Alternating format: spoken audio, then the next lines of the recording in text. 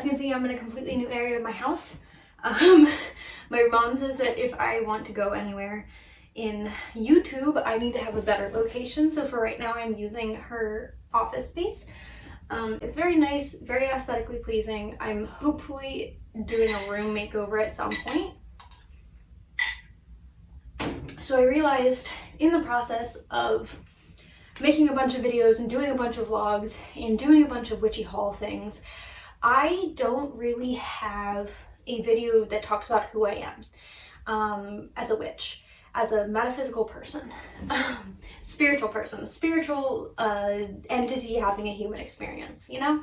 So, and I know a lot of my followers and my viewers come from TikTok, which is my main platform. I have around 450,000 on there.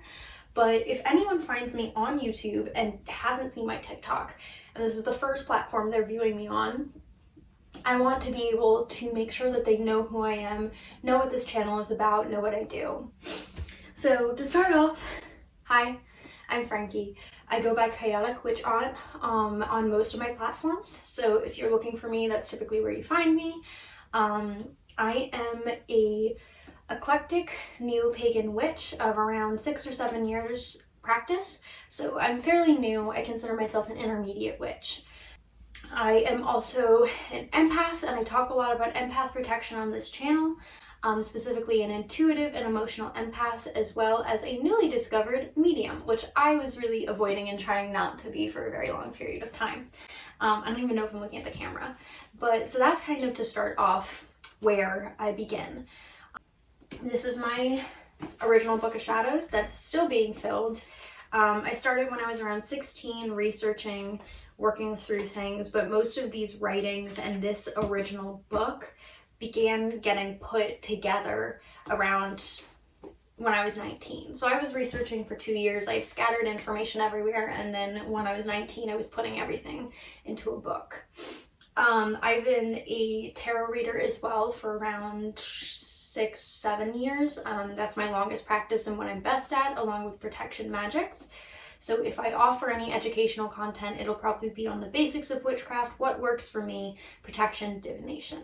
So I made my YouTube probably because I want another platform. I think it's good to have multiple platforms to expand your web, as my Hopi friend would call it.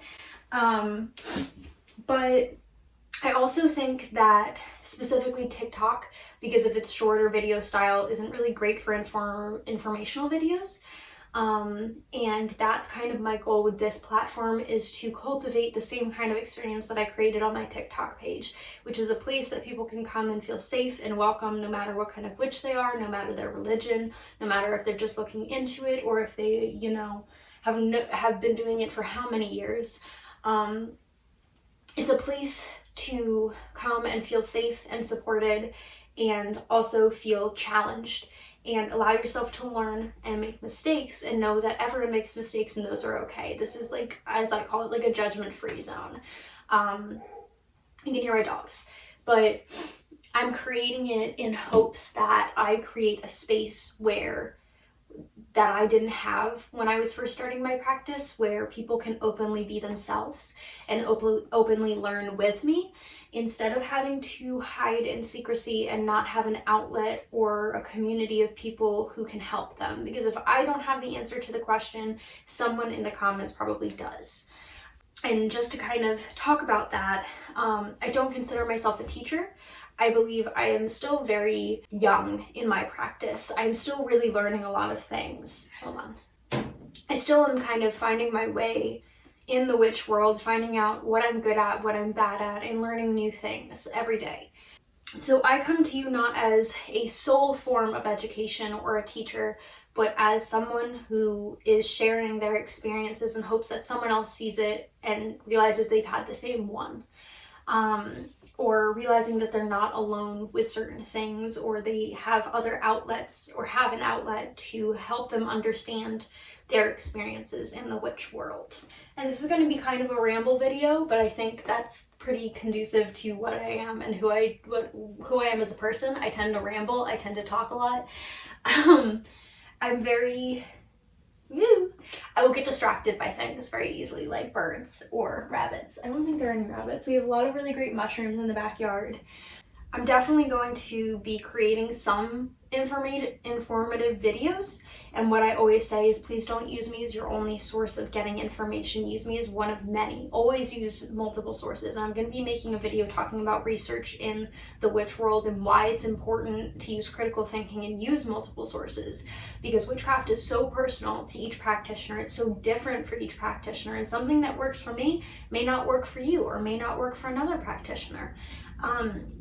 And I'm creating this mostly as well because I've seen a couple other witch YouTubers that are not Wiccan and don't talk about the Wiccan experience, but I think that there's not a lot of information or books that are not Wiccan, that are not, you know, based around that specific religion, especially starting off. So I'm hoping that you can add this to a nice list of resources on non-Wiccan witches. And although I've seen a couple that I really look up to, which I can tag down below and kind of say these are some really great people, I think that there's still an overall lack in non-Eurocentric practices. Obviously my practice is Eurocentric because I am of European descent, but my hope is to create a space where I can invite creators who are not Eurocentric in, and they can take over it for like a week and make some videos. And that's my plan. But that's kind of what I hope to achieve with this channel. I know this is maybe kind of a short video. I'm going to talk about my strengths and weaknesses as a witch as well. My strengths definitely lie in protection magics, in divination, and in deity work, because those are the three things that I've really been doing for the longest period. My non-strengths and what I am learning about right now is spirit communication. Not necessarily deity communication, but spirit communication. I have Buckland's Book of Spirit Communication. Because I am recently a recently discovered medium, and I'm still very untrained in receiving messages and talking to spirits, I, you know, am doing my best.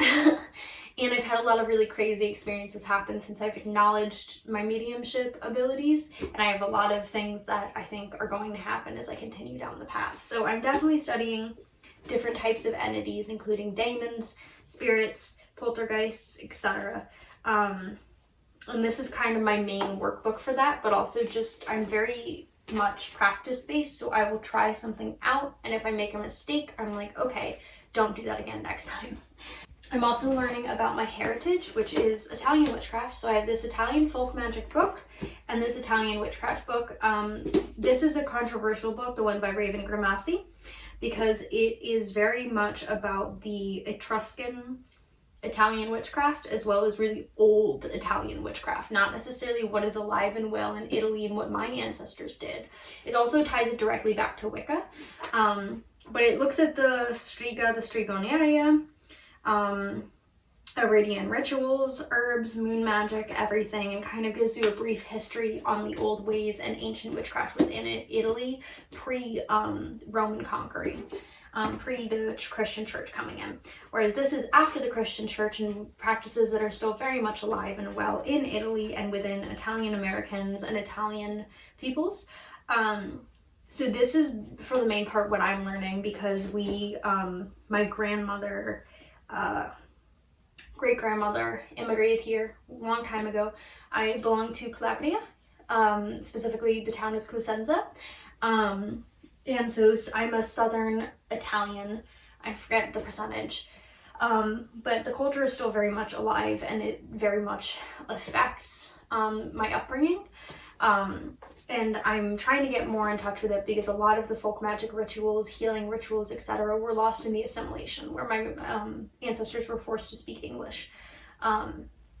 So even though I'm aware of some of it and the superstitions and kind of some of the rules really were brought down by my mother and ingrained into me when I was a kid, I'm very much getting into it and really learning more about who my ancestors were. So those are the three main things that I'm studying. I'm also studying baneful magics. For those of you who are wondering the deities that I work with These are all patrons and patronesses. I work with Carnanos, I work with Nath, and I work with Freya. So those are my 3 main deities. I've had a lot of deity experiences. The twins, Apollo and Artemis, were in for path work for a couple months. And I've just kind of been very, learned a lot about them. So I'm very familiar with most entities and what they feel like, but learning to communicate with them, set boundaries, and work with them is where I'm at right now. But I also have Lucifer, who I work with. And yeah, I think that's about it. All 3 of my deities are patrons, and Lucifer is, here to stay. Not necessarily a spirit guide, but a guiding entity. So that's kind of my path and what I'm supposed to be on. It took me, as long as I'm practicing now, to really find my patrons and have them be like, okay, we're here permanently. But I'm also working with astral projection a lot because I'm still getting used to it, and a bunch of other things. I live in a house that has 2 entities, one of which is Edwin, which is a Lade, a house spirit, an ancestral spirit that was given to me by my ancestors, and I have stories on my TikTok about how he came to be. Edwin protects the family. He is lovely. He's very much a protector and a preserver of the house, and I recently received a demon, a minor demon. He is a poltergeist. I will not be sharing his name because I don't want anyone to mess with him or summon him. But he, is here to help me. Not necessarily help me, but he's here as a challenge. He was my friend's. He was there in their house when they moved in. They gave them an amulet and a box of the peace offering. He's now attached to the amulet. And he is kind of around for a couple months, etc., to help me work better with entities a little bit more powerful than the day-to-day spirit that I come into contact with. And he's, like I said, a poltergeist, so a lot of boundaries being set, a lot of new things that I'm getting used to. A lot of things I've seen people say are like, oh my god, that's so scary, but I think a lot of people don't understand that demons are very neutral beings. Most of them aren't inherently bad or good. A lot of them wish to teach humans things and help humanity in one way or another, which is very much opposite of what the Christian church teaches. But if you look at the root of the word, daemon is the Greek word for guide. So linguistics wise, at their core being, they are ancient primordial energies that are here to guide the strongest willed, the most powerful of the human race to learn their magics and their ways. And of course, it's like very advanced magic working with demons. Talk about my experiences with that a little bit more, especially living with them.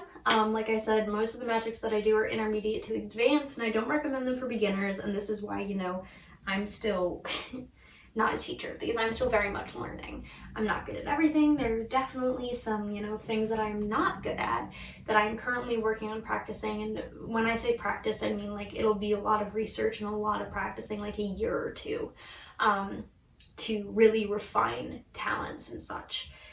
But yeah, I just hope to create a community in which people feel free to ask questions, even if they think they're stupid. People can explore, people can grow with me, and to be a resource as well for beginner witches who can't find a lot on, non-Wiccan witchcraft, or witchcraft that isn't centered on whiteness and colonization.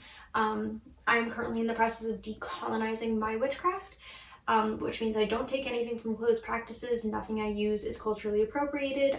So I don't use white sage. I don't use anything that has history in hoodoo, voodoo, indigenous traditions, or brujeria, which should be the baseline for everyone. And I do take a lot of time to look into traditions that I look at or I use in my practice and make sure they are not culturally appropriated or rooted in something that was colonized. And also that talks about decolonizing your mindset, doing anti-racist work alongside your witchcraft. And I am a very big advocate for witchcraft as political. You have to decolonize your craft. You have to be some form of an activist, because witchcraft is historically done by oppressed peoples. I think that anti-racist work and decolonizing your craft should be woven into what you do in witchcraft, especially in a community and in a spiritual community that is dominated by whiteness and colonization. So I will talk probably a bit about what that means. What do you mean decolonize your witchcraft?